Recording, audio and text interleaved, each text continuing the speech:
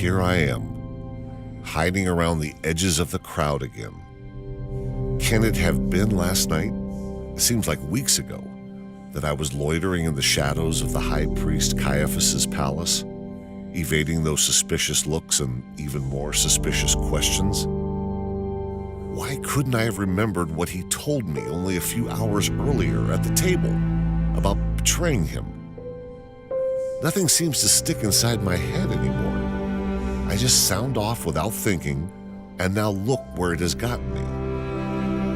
Those women with their mocking, "Surely you were one of them. You sound just like a stupid Galilean." The distant sound of the rooster crowing, and it wasn't even close to sunrise. And then the look he gave as the soldiers led him out to Pilate's residence. My shame in that moment was unbearable. Some of the very first words he ever spoke to me were an invitation. There by the sea, I'm minding my own business, tending my nets, when he came by and said, "Come, follow me." But if I do that now, if I go with him, they'll know me, seize me, hang me high there by his side. Surely that is not what he would ask of me. There's nothing I can do up there to help. Surely I can be of more use, safe out here and free, able to carry on his work. Best for me to move along, fade back into the crowd, get lost again, as if I never had been found. Lost as I was before I found him, before he found me. God, help him. God, help me.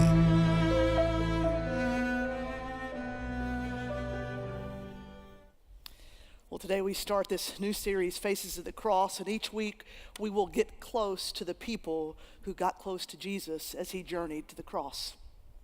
We'll put ourselves inside the story, and just today, as you just heard, we start with Peter. Jesus told Peter and all the disciples that it was coming. He told them that he would have to die so that all people could live. They said they were in, but when the pressure finally came, Peter and all the disciples scattered. It started back in the upper room. Jesus was getting them ready, trying to help them understand what was coming. They took that Seder meal together, and Jesus gave them the Lord's Supper for the first time.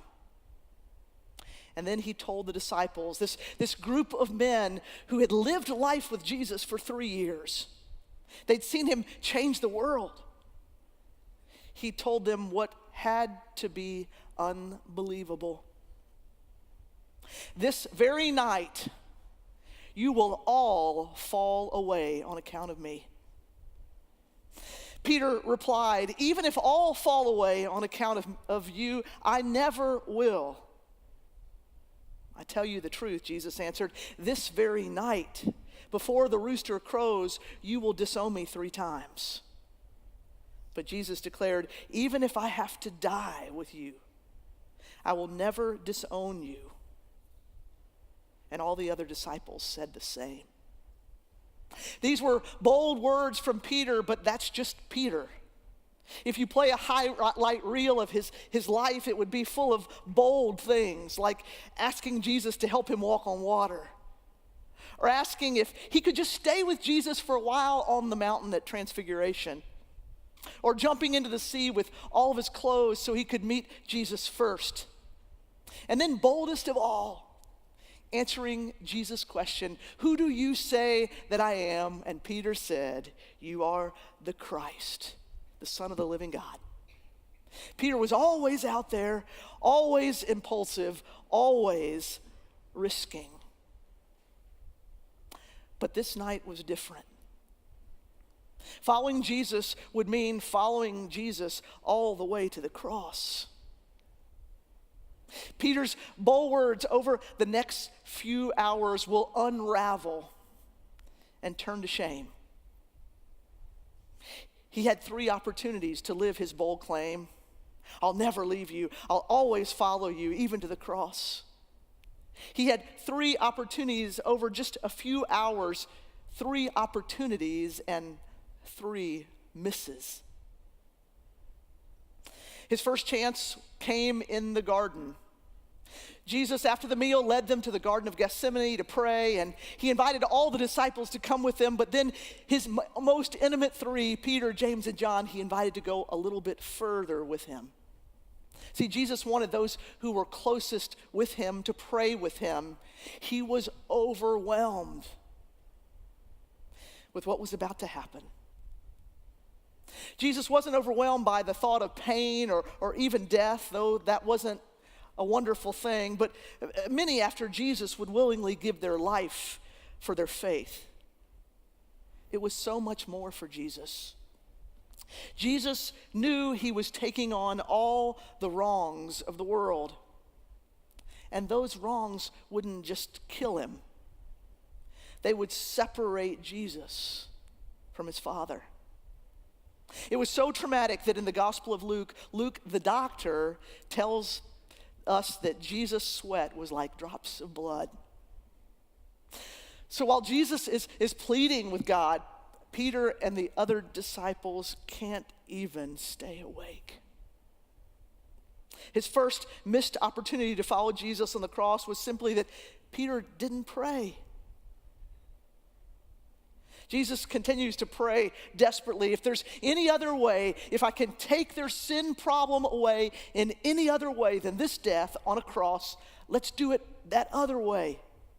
Is there an option B, Lord? Can it happen in a different way or a different time? Could I do it without being separated from you? My Father, if it's possible, may this cup be taken from me. Yet not as I will, but as you will. If there's no other way, God, I'm willing to do it that way. I don't want to, but I will. I don't want to, but I will. Jesus prayed and he struggled and he made the decision to do whatever God asked. He listened to the Father and followed through with the plan, fueled by his love for you and for me, his love for his Father first and then us. He loved us all the way to his horrible death on the cross. But while all eternity was hanging in the balance as Jesus prayed, the disciples slept. They missed an opportunity to be with Jesus, to pray to the Father with Jesus, not my will, but your will be done. Jesus tried to wake them up and get them to pray, but they kept falling back to sleep. And the third time, here's what it says, Jesus returned to the disciples and said to them, "Are you still sleeping and resting? Look, the hour has come and the Son of Man is delivered into the hands of sinners. Rise, let's go. Here comes my betrayer." And into the garden comes Judas. He's with a group of soldiers and he kisses Jesus, and with that he betrays him. And at that moment, Peter had his second opportunity. Jesus has already told the disciples what will happen, but Peter just won't have it. He pulls his sword out and he cuts off the ear of one of the soldiers.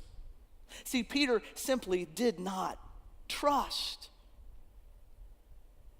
He didn't trust Jesus and he didn't trust his plan. See, Peter was this typical male. He always wanted to fix everything. Now, women, don't get too stereotypical because you do it too. Peter couldn't accept that Jesus had to die.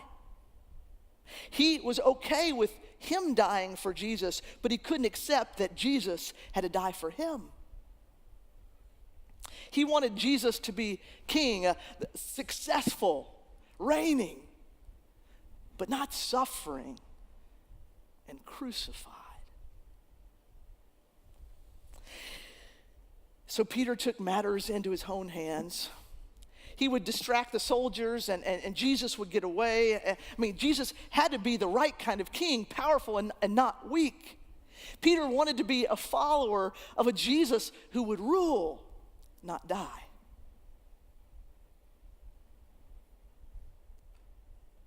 After his bold words and his bold actions over the years they had together, Peter still didn't trust Jesus.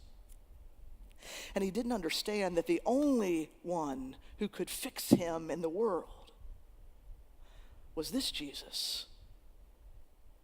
And the only way he could fix him was to die. I read a story this week about a couple who was at the grocery store, and unfortunately the wife accidentally hit a shelf with her cart, and she did it kind of hard. You could hear the crash all over the store, and you could see it when you got to the aisle. She had hit a shelf with dishes, and they had shattered, pottery and all. Those pieces were everywhere, and people, of course, were stopping to see what had happened, and some were trying to help. But the wife was kneeling on the floor, very embarrassed. She was trying to clean up her mess, and while she cleaned up, her husband was peeling off the stickers of the broken pieces, saying, "We're going to have to pay for that, and we're going to have to pay for that, and we're going to have to pay for that." The store manager finally showed up, and he knelt beside the couple and said, "Hey, don't worry about this. We'll clean it up. Let's get you to look at the cut you have on your leg from the pottery hitting you." Well, the lady was still shocked and embarrassed. She said, "Well, I'll need to pay for all this." And the manager just smiled. He said, "No, ma'am, we have insurance for this. You don't have to pay for anything." Now, I love that because that's a grace story. She couldn't fix it, and she didn't have to pay for it. Well, that's our story with Jesus. Jesus had to do it his way so he could fix it. But Peter couldn't fix it. See, Peter didn't like the kind of Messiah Jesus was. He didn't want Jesus to suffer, but that was the only way. Jesus, by his suffering, would take the broken pieces and the failures and all of it because we can't. Peter couldn't put his trust in the cross and in Jesus, and he just couldn't trust that way. He didn't trust that way. Peter wanted Jesus on his terms. So rather than trust, he took out his sword to take care of things. But Jesus didn't want Peter's help. He didn't need it. Jesus told him to put the sword away, and Peter did, and then Peter ran, along with the rest of the disciples. John, the beloved disciple, Matthew, the tax collector, James and John, the brothers, Andrew, the one who invited Peter to meet Jesus, and all the rest of them. Not one of them stayed with Jesus. Jesus was the one man left behind. Don't miss that. In the darkest moment, the people who were his closest friends were gone. We're gone. You know, over the last few years, my son has taught me a lot about football. We used to go broke during his high school years buying wings and pizza for all the guys that John would have over to the house for the NFL draft and then for the NFL fantasy football drafts. And Saturdays and Sundays and Mondays, we learned to turn the TV to the best game. But maybe my favorite annual event, even better than the Super Bowl, except, of course, when the Eagles or the Falcons are in it, right? Okay. I love the NFL Combine. Do you watch that? I love watching all these NFL wannabes, these hungry, gifted college athletes show their stuff. At the Combine, all the potential players in each position show their skills to all of the coaches and all of the NFL teams. So here is Montez Sweat. He is 6'6", a defensive lineman from Mississippi State. He weighs 260 pounds, but last week he broke an all-time record for backs. He ran 40 yards in 4.42 seconds. I mean, that is crazy, isn't it? These elite athletes, they do all kinds of exercises, jumping and catching and throwing and running to show off their talent. And here's Elijah Holyfield from UGA doing the high jump. I mean, he looks pretty good there, but he wasn't even close to the record of, get this, 40 inches in the air. I love watching athletes do their thing. You know, at the combine, you have the top of the top, the cream of the cream. Think about all the kids who started out playing on their middle school football teams. Then there were fewer. That group got smaller in high school and still smaller in college. You have to be really good to make it on a college team, especially a Division I team. But only a fraction of those are good enough to make it to the NFL. And those are the ones who show up for the combine. You know, at the beginning of Jesus' ministry, Jesus started with a few followers. But more kept coming. They were coming because they wanted to see him perform miracles. And he was this incredible teacher. I mean, people wanted to be around Jesus. But Jesus picked 12 of them to be kind of like his elite followers. I mean, they were with him everywhere. They learned from him, and they did his work alongside him. No doubt, Peter, though, was the man. If you're looking at all those skills maybe needed for an apostle, he would rise to the top. He was the best leader and the best talker and the best risker. Well, that night, everybody scattered. All of them. Now, the Bible tells us that John and Peter go a little bit further. They're the top of the top. See, John knew the high priest, so he got to go inside where Jesus was being tried. That's all we know about John. But Peter, he stayed in the shadows. Of all the disciples, the thousands, the elite guy, Peter, was the one who went the furthest with Jesus on that horrible night. But in the end, the guy who made it the furthest, the elite follower, he fails the worst. Peter gets his last opportunity to walk his bold talk. And just as Jesus predicts, he denies Jesus not once, not twice, but 3 times. Now, Peter was sitting out in the courtyard, and a servant girl came to him. "You also were with Jesus of Galilee," she said. But he denied it before them all. "I don't know what you're talking about." Then he went out to the gateway where another girl saw him and said to the people there, "This fellow was with Jesus of Nazareth." Peter denied it again with an oath, "I don't know the man." After a little while, those standing there went up to Peter and said, "Surely you're one of them? Your accent gives you away." Then he began to call down curses on himself, and he swore to them, "I don't know the man." Immediately a rooster crowed. Then Peter remembered the words Jesus had spoken. "Before the rooster crows, you will disown me 3 times. And he went outside and wept bitterly. Peter had been so bold. But now, I don't know him.